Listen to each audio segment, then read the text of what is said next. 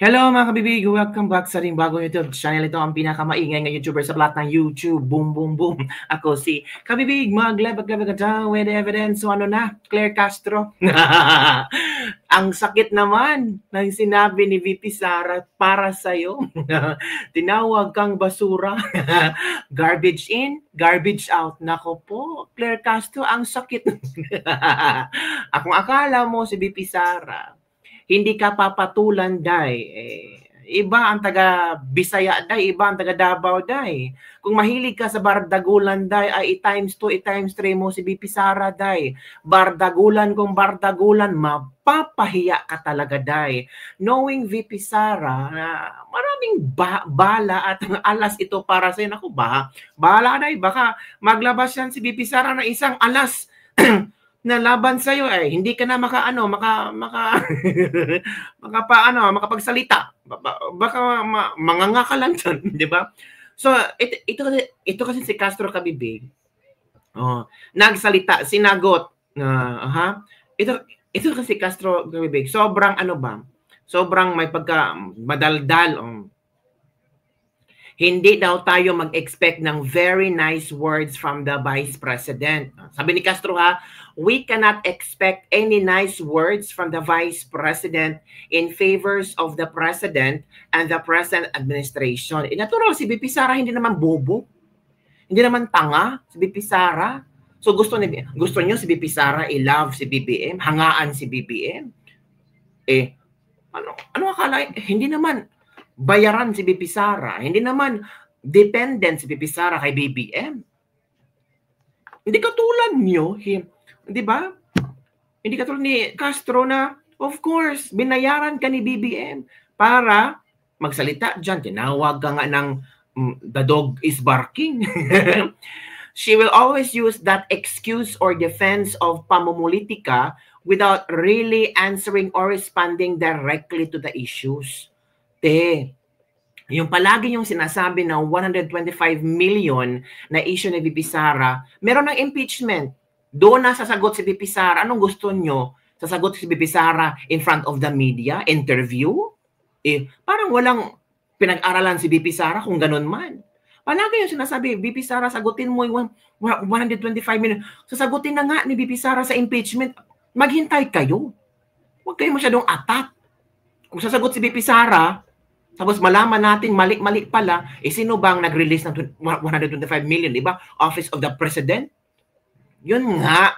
Sinagot ni VP Sara itong mga taong ito. Pakinggan natin kung ano ang sagot ni VP Sara. Ito kasi si Claire Castro, para lang to defend his amo, or her amo, his amo. O defend lang, ito na. Butata siya kay VP Sara, go. Ang nais na po na sana natin, kung ano mang pakikipag-argumento po o pakikipag-diskusyon ng ating Vice Presidente, sana po ay i-level up po natin. Wow, level up! So, bali ikaw nag-level up ka na niyan, Castro. Ito ba ang tinatawag ng pag-level up mo, day? Ba? Level up daw. Mag-level up si Sara. Vice President na nga, level up na nga yan. Hintayin mo sa 2028, magle-level up niya hanggang presidente. Di ba? Parang hambog yata itong si Castro Oo, di ba? Naging spokesperson lang, nag-level up na. Oo nga, from attorney to political blogger to spokesperson, nag-level up. Pero si BP Sara, ang daming napagdaanan dahil naging politician yan dahil nagle-level up si BP Sara dahil. From mayor to vice president, hindi ba ang laking level up yan? Grabe si Castro, level up. Kung sa rason, datos sa datos. Dapat sinasabi niya yan sa sarili niya kasi siya yung unang-una namumulitika gamit ang opisina ng Office of the President. Nakakahiya sa buong mundo na ganyan yung nagsasalita para sa opisina ng Lord, nakakahiya sa buong mundo si Claire Castro ng ganyang klaseng babaeng nagsasalita for the Office of the President. Diba? Lahat ng mga issue patungkol sa mga Duterte may isasagot. Parang sabi ng iba, walang ka-class-class. Parang bakyang-bakya. Mas lalong naging bakya ang gobyerno ni BBM na nandyan si Claire Castro. Yun ang gusto ni BBM Di ba? Yun ang gusto ni BBM na natural, masa ang mga tao. Nandiyan si Claire Castro. Siya yung sasagot sa lahat ng bala galing sa masa. Kung social pa ang nagkomento kay BBM, maglagay siya ng social person dyan na tagasagot ng mga ano daw, bakya naman daw ang mga tao, mga walang kabuluhan ang mga tanong ng mga tao, baka yan ang iniisip ni BBM, parang si Claire Castro na lang ilagay niya na parang magsasalita na walang kabuluhan. At ano ba yung sinabi niya isang? Sana i-level up niyo raw po ang pakikipag-argumento, rason sa rason, datos sa datos. Siya din, dapat niya sabihin sa sarili niya, dapat siya pumunta sa harap ng salamin. Humarap sa salamin. Mirror, mirror on the wall. Who is the tanga of all? Hala, Claire Castro, humarap ka daw sa salamin. Sabi ni BP Sara. Naku po, paano siya humarap sa salamin? Ano daw, kadiliman? At sabihin niya yan, na ngayong araw na ito ay hindi na ako aatake sa mga kalaban ng aking boss, at ang sasabihin ko lang ay ang mga ginagawa ng aking boss para sa bayan. Tama. Tama ang punto ni VP Sara. Dapat sana i-briefing ni Claire Castro ang mga news reporter na walang mga questions about sa Duterte ha. You ask questions about progress sa gobyerno ni BBM. Pero hinahayaan niya Hindi finifilter yung mga questions ng mga reporters. Dapat alam ng mga reporters na, hindi pwedeng magtanong tungkol sa Duterte. Ang spokesperson talks about good news sa gobyerno ni BBM. Pero sa makikita natin, mga ilang buwan na bang nakatayo? Tagasagot si Claire Castro. Puro Duterte na lang, no? Ni minsan wala sa kanyang interview or sa kanyang press ko na walang Duterteng nabanggit. Meron talagang Duterteng nabanggit, mga kabibig. Pero pangit naman, no, kung i-filter natin yung mga reporter na magtanong tungkol sa mga Duterte, dyan sila sumisikat. Di ba? Sinasakyan nila ang mga Duterte issues na sila rin ang gumagawa, sila ang nagpapalago, sila ang hinahayaan nila na magalit ang mga tao sa mga Duterte, which is failure sila doon. Diba, kabibig? Apparently, wala kasing ginagawa yung si BBM.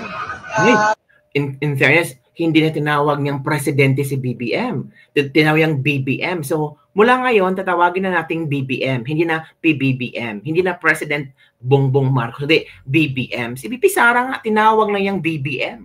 Diba? So wala nang President Bongbong Marcos, BBM. Wala nang nagawa si BBM. Tell me honestly, comment below.